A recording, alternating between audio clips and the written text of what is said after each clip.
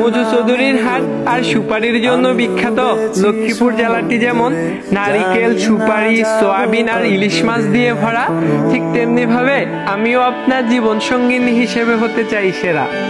লক্ষ্মীপুরের কৃতি সন্তান আসম আব্দুর রব যেমন সর্বপ্রথম পতাকা উত্তোলন করে মানুষের মনে জায়গা করে নিয়েছে, ঠিক তেমনি ভাবে আমিও আপনার মনে জায়গা করে নিতে চাই।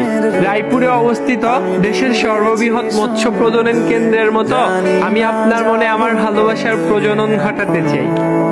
মেঘনার বুকে গড়ে ওঠা আলেকজান্ডার ব্রিজটা দেখার জন্য মানুষ যেমন দূর দূরান্ত থেকে ছুটে আসে, ঠিক তেমনি ভাবে আমিও আপনার ভালোবাসায় 7 সমুদ্র 13 নদী পাড়ি দিয়ে ছুটে আসতে চাই।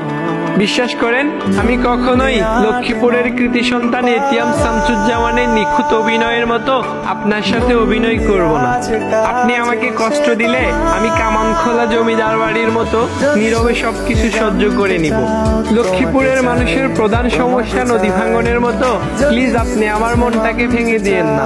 বিশ্বাস করেন, আপনার জন্য আমার মনটা লক্ষ্মীপুরের খোয়াসাগর দিঘির মতোই বিশাল। লক্ষ্মীপুরের দালাল বাজার জমিদার বাড়িতে যেমন অযত্নে হারিয়ে যেতে বসেছে, ঠিক তেমনি ভাবে আমি আপনার জীবন থেকে হারিয়ে যেতে চাই না।